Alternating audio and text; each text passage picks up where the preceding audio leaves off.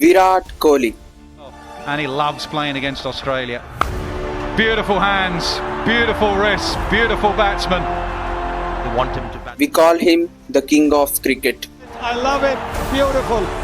Virat, you got to carry on. Take India into the semis. ఈ player peak టైంలో ఉన్నప్పుడు century చేయడం ఎంత ఈజీ అంటే బుమ్రా బంగ్లాదేశ్ మీద వికెట్స్ తీసినంత.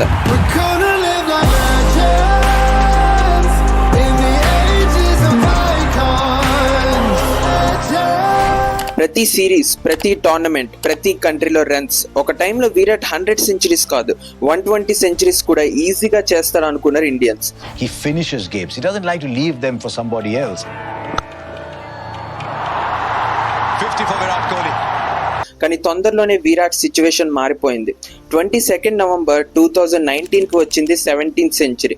తర్వాత 1020 డేస్ అంటే అప్రాక్స్ 3.5 ఇయర్స్ దాకా 71st సెంచరీ కోసం వెయిట్ చేయాల్సి వచ్చింది. ఈ 3 ఇయర్స్లో విరాట్ ఎలాంటి ప్రాబ్లమ్స్ ఫేస్ చేశాడంటే విరాట్ అగ్రెషన్, కాన్ఫిడెన్స్, కెరియర్ మొత్తం మాయమైపోయింది. బీసీసీఐ నుంచి వచ్చిన ప్రెషర్స్ వల్ల ఇండియాలో బెస్ట్ కెప్టెన్ అయిన 3 ఫార్మాట్స్ నుంచి కెప్టెన్సీ తీసేయడం జరిగింది. రోహిత్ ఇంకా విరాట్ మధ్యన అన్నోన్ కాంట్రవర్సీ క్రియేట్ అయింది. ఫ్యామిలీకి అబ్యూస్ చేయడం, ఫేక్ న్యూస్ స్ప్రెడ్ చేయడం జరిగింది. అయితే పదండి ఇంక చూసేద్దాం when BCCI and media wanted to destroy Virat's career. Kohli 2008లో ఇండియాకి డెబ్యూ చేశాడు. సేమ్ ఇయర్ అండర్-19 ఇండియన్ టీంలో కెప్టెన్సీ చేసి అండర్-19 టీంకి వరల్డ్ కప్ తీసుకొచ్చాడు. అండర్-19 ఇండియన్ టీంలో టాప్ పర్ఫార్మర్ అయిన తర్వాత తొందరలోనే ఐపీఎల్ ఇంకా ఇండియన్ టీంలో ప్లేస్ దొరికింది.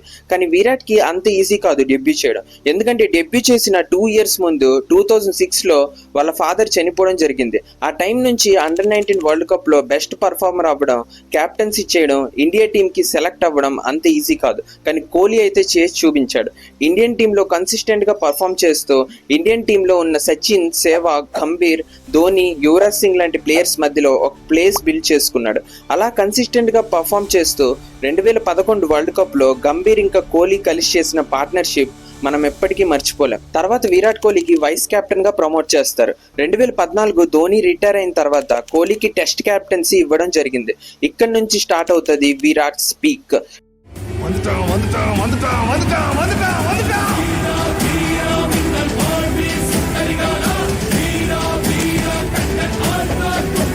నెక్స్ట్ 5 to 6 ఇయర్స్లో ఇండియాకి ఇలాంటి ప్లేయర్ వస్తాడని ఇండియన్స్ ఎప్పుడూ ఎక్స్పెక్ట్ చేయలేదు.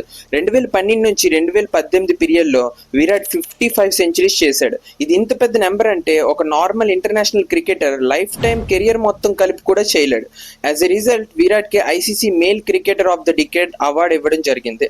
అలా T20 వరల్డ్ కప్లో 2012, 2014, 2016లో ఆల్ 3 ఫార్మాట్స్లో highest run scorer, most centuries, most man of the match అవార్డ్స్తో ఇండియాలో కింగ్ అనే నేమ్ బిల్డ్ చేసుకున్నాడు. కానీ 2019 వచ్చేసరికి విరాట్ కెరియర్ లో చిన్న డౌన్ఫాల్ అయితే స్టార్ట్ అయింది. 2019లో కూడా విరాట్ 7 సెంచరీస్ అయితే చేశాడు. ఇండియన్ టీమ్ కి టాప్ స్కోరర్. కానీ విరాట్ ఫామ్ మెల్లమెల్లగా డెల్యూట్ అవ్వడం అయితే స్టార్ట్ అయింది. నవంబర్ 2019లో వచ్చింది 17th సెంచరీ అగెన్స్ట్ బంగ్లాదేశ్. కానీ విరాట్ కు అప్పుడు తెలియదు నెక్స్ట్ 3 ఇయర్స్ లో తన కెరియర్ టోటల్ గా చేంజ్ అవబోతుంది అని. తర్వాత కోవిడ్ పాండమిక్ వల్ల క్రికెట్ కూడా లాక్డౌన్ పడిపోయింది. 2020లో లిమిటెడ్ గా టోర్నమెంట్స్ అయితే జరిగాయి. కానీ విరాట్ టోర్నమెంట్ మొత్తం ఫ్లాప్ లోనే నడిచాడు. 2021 విరాట్ కెరియర్ లోనే వరస్ట్ ఇయర్. ఎందుకంటే ఈ ఇయర్ అన్ని టోర్నమెంట్స్ లో విరాట్ ఫ్లాప్ లోనే నడిచాడు. ఇదే ఇయర్ లో మేజర్ ఐసీసీ ఈవెంట్స్ కూడా జరిగాయి. WTC final, T20 world cup. ఇంకా అవుట్ ఆఫ్ ఫామ్ విరాట్ కోహ్లీకి ఈ ఈవెంట్స్ చాలా క్రూషియల్ గా మారాయి. లండన్లో 2021కి స్టార్ట్ అయింది WTC ఫైనల్. ఎప్పట్లాగే ఇక్కడ ఇండియా మళ్ళీ చోక్ చేయడం జరిగింది. న్యూజిలాండ్తో ఓడిపోయిన తర్వాత బీసీసీఐ విరాట్కి నోటీస్ చేయడం స్టార్ట్ చేసింది. విరాట్ పర్ఫార్మెన్స్ లేకపోవడం, ఇండియన్ టీం 2 మేజర్ ఈవెంట్స్ ఓడిపోవడంతో క్యాప్టెన్సీ మీద క్వశ్చన్స్ రేజ్ అయ్యాయి. ఎందుకంటే కోహ్లీ క్యాప్టెన్సీలో 5 ఇయర్స్లో ఇండియా 4 మేజర్ ఐసీసీ ఈవెంట్స్ ఓడిపోతుంది. క్యాప్టెన్సీ వదిలేయాలని కాంట్రవర్సీ అయితే నడిచింది. కానీ విరాట్ కోహ్లీ ఎవరికి నోటీస్ చేయకుండా 16th సెప్టెంబర్లో ఒక పోస్ట్ వేసి క్యాప్టెన్సీ వదిలేస్తాడు. పోస్ట్ లో మెన్షన్ చేశాడు ఓడిఐ ఇంకా టెస్ట్ లో కెప్టెన్ గా కంటిన్యూ చేస్తాను, ఓన్లీ T20 ఫార్మాట్ లో ప్లేయర్ గా కంటిన్యూ చేస్తాను అని. కానీ బీసీసీఐకి ఈ డిసిజన్ నచ్చలేదు. అలా ఇండియా 2021లో T20 వరల్డ్ కప్ ఆడడానికి ఆస్ట్రేలియా వెళ్తుంది. టోర్నమెంట్ లో ఫస్ట్ మ్యాచ్ లోనే ఇండియా పాకిస్తాన్ అగెన్స్ట్ లో 10 వికెట్స్ తో ఓడిపోతుంది. ఈ లూజ్ తర్వాత ఇండియాలో విరాట్ కోహ్లీ మీద చాలా కాంట్రవర్సీస్ అయితే జరిగాయి.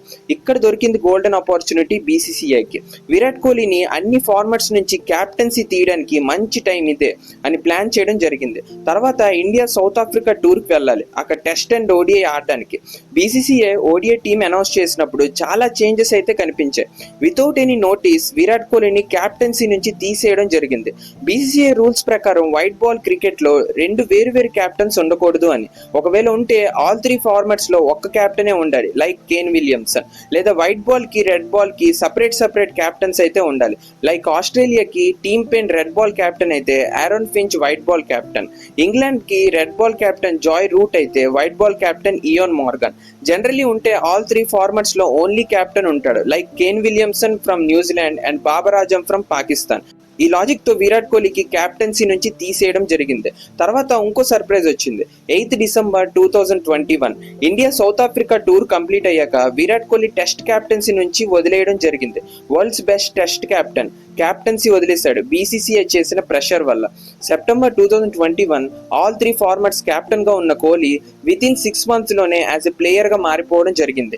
అదే టైంలో విరాట్ వర్సెస్ బీసీసీఐ అని చాలా కాంట్రవర్సీస్ నడిచాయి. బీసీసీఐ ప్రెస్ కాన్ఫరెన్స్ లో చెప్పారు, విరాట్ T20 క్యాప్టెన్సీ వదిలినప్పుడు క్యాప్టెన్సీ వదలద్దు, రీకన్సిడర్ చేయాలి అని రిక్వెస్ట్ చేశాము అని.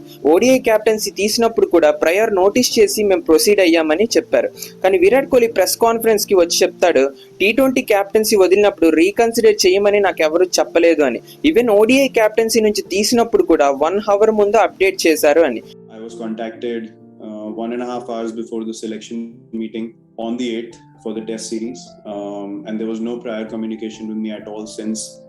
ఈ డిసిజన్స్ అన్ని తన ఇష్టం మీద జరగలేదని కాన్ఫరెన్స్ లో చెప్పడం జరిగింది. ఒక సైడ్ బీసీసీఐ నుంచి ప్రెషర్, ఇంకో side performance issue, ICC tournaments లో చోక్ చేసినందుకు క్రిటిసిజం. వీటన్నిటికీ మధ్యలో వచ్చింది 2022లో ఏషియా కప్. ఇక్కడ కంబ్యాక్ వచ్చింది విరాట్ కోహ్లీకి.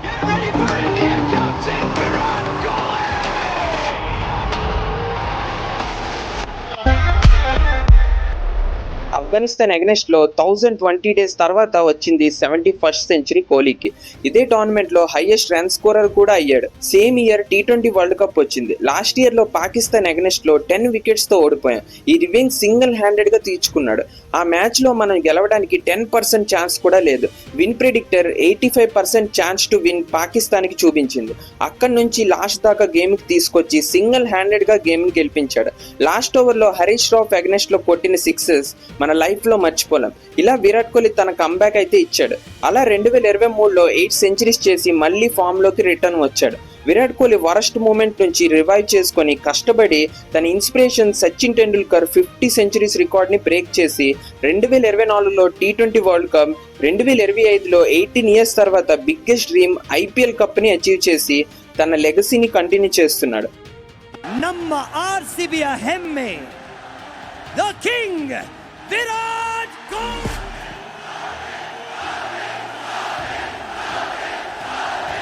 ఈ వీడియో మీకు నచ్చిందా? నువ్వు నిజంగా విరాట్ ఫ్యాన్ అయితే కామెంట్ చేసి సబ్స్క్రైబ్ చేసుకో. జై హింద్, జై శ్రీరామ్.